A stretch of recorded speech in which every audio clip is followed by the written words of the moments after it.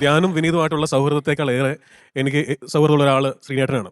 കാരണം Sunday holiday എന്ന് പറയുന്ന സിനിമ ഞാൻ ആസിഫിനോട് പറഞ്ഞിരുന്നു, ആസിഫെ എല്ലാവർക്കും റീപ്ലേസ്മെന്റ് ഉണ്ട്. സൺഡേ ഹോളിഡേക്ക് സംവിധായകൻ എന്നുള്ള രീതിയിൽ എനിക്ക് റീപ്ലേസ്മെന്റ് ഉണ്ട്, ആസിഫ് അലിക്കുണ്ട്, ബാക്കി എല്ലാവർക്കും ഉണ്ട്, ലാൽ ജോസിനുണ്ട്, ആശാ ശരത്തിനുണ്ട്. അതിൽ റീപ്ലേസ്മെന്റ് ഇല്ലാത്ത ഒരേ ഒരാൾ ശ്രീനേട്ടൻ അവതരിപ്പിച്ച കഥാപാത്രമാണ്. ശരി ആസിഫെ? അപ്പോൾ ഞങ്ങൾ ഓർക്കുന്നുണ്ട് ആ ദിവസം ഞാൻ ശ്രീനേട്ടനെ കാണാൻ വേണ്ടിയിട്ട് കഥ പറയാൻ വേണ്ടി പോകുമ്പോൾ ഞാൻ ആസിഫിനോട് അളിയാ ഒന്ന് പ്രാർത്ഥിക്കണേ, പുള്ളി നോ പറയല്ലേ.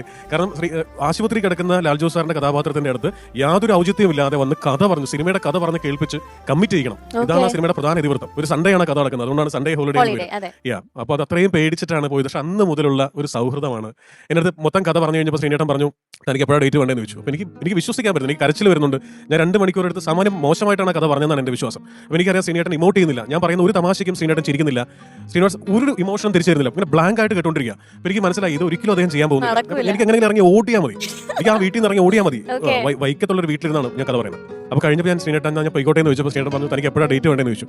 ഞാൻ സാർ അഭിനയിക്കുന്നുണ്ടോ എന്ന് ചോദിച്ചു. പിന്നെ എന്തിനാണ് തോന്നുന്നു കഥ പറഞ്ഞതെന്ന് ചോദിച്ചു. അപ്പോൾ ഞാൻ പറഞ്ഞു എനിക്കിങ്ങനെ അങ്ങനെയാണെങ്കിൽ അടുത്തതിൻ്റെ പിന്നത്തെ മാസം തുടങ്ങണം.